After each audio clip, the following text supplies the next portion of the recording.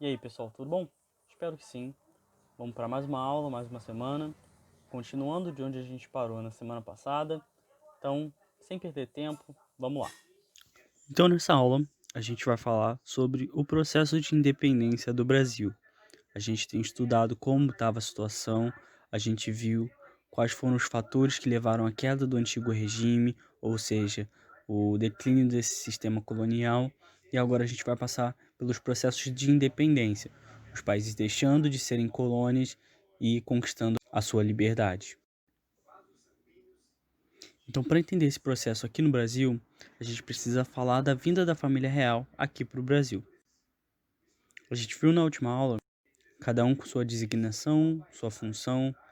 E quando eles chegam na cidade, aqui do Rio de Janeiro, eles precisam trabalhar nessa estrutura. A cidade ela não estava preparada para dar conta da demanda de tanta essa gente. Imagina você na sua casa e de repente chegam aí 15 pessoas. Eu não vou nem falar 15 mil. 15 pessoas que agora vão morar aí dentro da sua casa. Provavelmente vai ser difícil organizar toda essa gente. E foi assim com o Brasil. O Brasil não estava preparado para receber essa demanda de gente. E fora isso, parte dessas pessoas não era comum, era a família real. Então, eles precisariam de condições, ou eles gostariam de condições semelhantes a que eles tinham em Portugal, em relação à qualidade de vida. E para além disso, eles também precisavam de toda a estrutura administrativa, porque agora, nesse cenário, Portugal estava dominada pela França de Napoleão. Então eles precisavam governar o país a partir aqui do Brasil. Então não é só uma questão cultural, mas também uma questão de estrutura administrativa. Eles precisavam ter essa estrutura para poder governar Portugal a partir daqui do Brasil. E aí, com todas as mudanças que ocorreram, a qualidade de vida melhorou. Então, se criou uma vida cultural, se criou órgãos e departamentos que não haviam aqui no Brasil até então. Isso para a elite foi muito bom, especialmente a questão da vida cultural. A família real vindo aqui para o Brasil trouxe ares novos, ares europeus, e para a elite isso era muito agradável. Só que também causou o aumento no custo de vida, ou seja, as coisas estavam mais caras, era mais custoso, era mais caro viver aqui no Brasil. E isso acaba afetando a população mais pobre. Enquanto a elite está bem, está feliz, está contente com as mudanças, as classes mais pobres elas estão insatisfeitas, porque aumentou muito o custo de vida aqui do Brasil. E agora algumas pessoas não estão tendo condições de dar conta desse valor para se manter. Quanto à questão da família real, vão surgir alguns grupos com opiniões diferentes sobre o que a corte deveria fazer. A gente tinha o Partido Brasileiro, esses caras queriam a monarquia e a permanência da corte no Brasil, do jeito que estava. Eles eram formados principalmente pela aristocracia rural, porém não defendiam a ruptura com Portugal. O que isso quer dizer? Eles nesse momento não estavam buscando a independência do Brasil. Eles queriam que as coisas continuassem do jeito que estavam, com a família real governando aqui a partir do Brasil, porque isso significava aumento da qualidade de vida aqui na colônia. Então, isso era bom para essa elite, essa aristocracia rural. O Partido Português, que era um grupo que defendia o regresso da família real para Portugal e a recolonização do Brasil. Ou seja, eles queriam que a família real e o Dom João voltassem para Portugal e o Brasil voltasse ao status de colônia, como era anteriormente. Esse grupo era formado principalmente por militares e comerciantes. Esses caras tinham essa concepção principalmente porque, antes da família real vir para o Brasil, eles tinham mais liberdade aqui no território. Agora, com a família real aqui no Brasil, o controle sobre a colônia é mais estrito, é mais difícil, então eles estão controlando mais de perto as coisas. Quando eles estavam lá em Portugal, esses grupos, os militares e alguns comerciantes, tinham mais liberdade aqui no Brasil. E isso deixa de acontecer quando a família real vem para cá e passa a exercer um controle mais de perto. Então esses caras eram a favor de que a família real retornasse a Portugal e o Brasil fosse recolonizado, porque assim eles iam poder reconquistar a liberdade que eles tinham antes da família real no Brasil. E a gente tinha também os liberais exaltados ou radicais. Essa galera reivindicava a república com amplas reformas sociais e era formada por jornalistas, médicos, advogados, alguns aristocratas e outros. Então essa galera era a mais progressista de todas. Elas já nesse momento queriam a instauração de uma república, queria que a família real deixasse o Brasil, retornasse para Portugal e que o Brasil passasse por essa mudança da monarquia para a república. A família real, nesse momento, ela se mantém neutra em relação a esses grupos, mas ela se mantém no Brasil. E o custo para fazer isso é alto. E por isso, o Dom João vai ordenar o aumento dos impostos, o que vai gerar desconforto em algumas províncias, em especial na de Pernambuco, o que vai levar a um movimento conhecido como Insurreição Pernambucana. Então, Pernambuco estava passando por uma situação um pouco complicada, enfrentava períodos de secas, então a produção agrícola deles não estava legal, e fora isso chegou esse aumento de impostos. Os latifundiários, que eram os caras que tinham a terra, eles estavam sofrendo com isso, porque os aumentos dos impostos vieram e bateram neles primeiro. E aí, em função disso, eles repassam esses impostos para a galera mais pobre. E aí, isso faz com que surja a inflação na província de Pernambuco e, consequentemente, os preços aumentam. Isso faz com que a população mais pobre perca poder aquisitivo, ou seja, as pessoas elas não estão mais conseguindo comprar as coisas como elas deveriam, porque os preços aumentaram graças a esse aumento de impostos. Somado a isso, a situação já não estava legal antes. Tiveram períodos de seca, de plantações ruins, então isso tudo acabou se amontoando e causando o que foi conhecido como insurreição pernambucana. Então essas forças, eles se reuniram e eles se revoltaram contra o governo.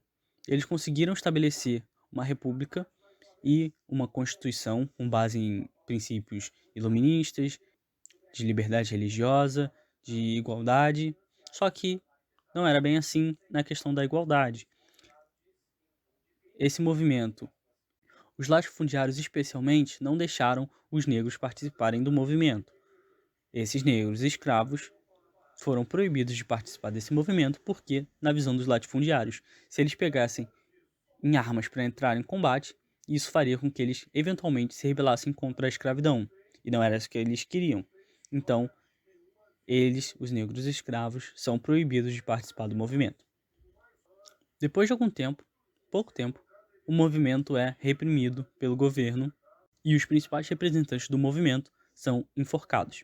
Alguns foram presos, como o caso do Frei Caneca, que era um religioso, e como esse movimento ele sofreu grande adesão por parte de religiosos, ele também é conhecido como Revolução dos Padres. Enquanto isso, lá em Portugal, ocorria um movimento conhecido como Revolução do Porto. Esse movimento visava transformar Portugal numa monarquia constitucional, ou seja, o rei estaria lá em Portugal, mas quem governaria de verdade seria o parlamento. Então o rei teria que diminuir seus poderes em favor do parlamento. Era isso que esse movimento queria. Lembrando que o Dom João estava aqui no Brasil. Então, entre as reivindicações do movimento estava que a família real voltasse para Portugal, toda a família real, que o Brasil voltasse a ser uma colônia e que o rei, quando retornasse a Portugal, se submetesse ao parlamento. E o fato de Dom João estar se recusando já há algum tempo a retornar agrava a situação. Lembrando que, depois das guerras napoleônicas, ocorreu o Congresso de Viena. E nesse congresso ficou estabelecido, entre outras coisas, que os monarcas dos países que foram dominados pela França deveriam retomar os seus tronos, agora que o Napoleão tinha sido derrotado. Isso significava que o Dom João deveria voltar imediatamente para Portugal e reassumir o trono. Mas, nesse momento, não era do interesse dele. Ele estava bem satisfeito com a estrutura administrativa que tinha aqui no Brasil. Isso faz aumentar o clima de tensão entre a galera de Portugal e o Dom João e, consequentemente, a galera do Brasil. E aí, depois de sofrer muita pressão, Dom João VI retorna a Portugal. Mas ele deixa o filho dele, o Dom Pedro, aqui no Brasil como príncipe regente. Isso foi uma afronta para os portugueses e para a Revolução do Porto, porque isso estava dizendo que o Dom João não ia se submeter completamente às exigências deles. Ao deixar o Dom Pedro aqui, ele está dizendo que ele não vai recolonizar o Brasil, ele não vai abrir mão do território brasileiro. Eventualmente, o Dom João VI, sofrendo muita pressão, vai acabar cedendo às exigências do parlamento português e vai mandar uma carta, em 1821, para o seu filho Dom Pedro, exigindo que ele regresse a Portugal e que acabe com a sede administrativa aqui no Brasil. E isso, na prática, significava a recolonização do Brasil, ou seja, cumprir exatamente o que o parlamento português estava pedindo. A família real toda de volta para Portugal, o Brasil de volta ao status de colônia e, o que já estava acontecendo, a submissão do rei ao parlamento. Dom João VI só estava fazendo isso porque ele estava sendo incrivelmente pressionado lá em Portugal. Só que o Dom Pedro não tinha intenção de partir. E aí, em 9 de janeiro, ignorando as ordens do pai e de Portugal, ele diz que fica no Brasil. E esse momento fica conhecido como o Dia do Fico. E aí é atribuído a Dom Pedro a frase a seguir: se é para o bem de todos e felicidade geral da nação, estou pronto. Digam ao povo que fico. Isso vai fazer com que Portugal vá à loucura. Eles foram abertamente desafiados e a tensão vai aumentar cada vez mais entre Portugal e Brasil. E isso vai fazer também se acirrar os ânimos entre o Partido Brasileiro e o Partido Português, os dois que estavam no Brasil e que tinham opiniões diferentes sobre o que a família real deveria fazer. Até então, as ordens vindas de Portugal chegavam ao Brasil e eram imediatamente cumpridas. Só que o Dom Pedro, ele vai decretar que as ordens vindas de Portugal não mais serão cumpridas imediatamente. Elas devem receber a aprovação dele para serem cumpridas. Ou seja, ele está dizendo que o Brasil não vai se submeter a Portugal. O Brasil está sob o controle de Dom Pedro e das decisões dele. Dom Pedro vai receber um ultimato, ou seja, um aviso final, vindo de Portugal, de que ele deve retornar imediatamente junto de toda a sua família e abandonar o Brasil. Dentro desse cenário, o Dom Pedro, em 7 de setembro, declara a independência do Brasil. No mesmo ano da declaração da independência, o Dom Pedro é coroado Dom Pedro I, imperador do Brasil. Portugal não vai ficar nada feliz com essa história, não vai aceitar a independência, e aí eles vão ter que entrar em um acordo. O Brasil vai pagar cerca de 2 milhões de libras esterlinas, que na época era um dinheiro bem significativo, para Portugal, e grande parte desse dinheiro foi emprestado ao Brasil pela Inglaterra, já que eles eram bons aliados e a Inglaterra tinha muito interesse no Brasil. E aí, Portugal e Brasil vão assinar o Tratado de Paz e Amizade, onde Portugal finalmente reconhece a independência do Brasil. Isso foi necessário porque, enquanto Portugal não reconhecesse a independência do Brasil, o Brasil teria sérios problemas para fazer comércio com o restante da Europa, já que Portugal era influente. Então, o Brasil teria essa dificuldade se eles não fossem reconhecidos por Portugal. Por isso, esse acordo. E aí, a partir desse momento e desse tratado, o Brasil é reconhecido como independente e o Dom Pedro I como seu imperador. Finalizamos por aqui. Espero que vocês tenham gostado, entendido, tenha ficado tudo claro. Se não, dúvidas, perguntas, sugestões, enviem, por favor, tá bom? Então, até semana que vem. Um abraço. Tchau, tchau.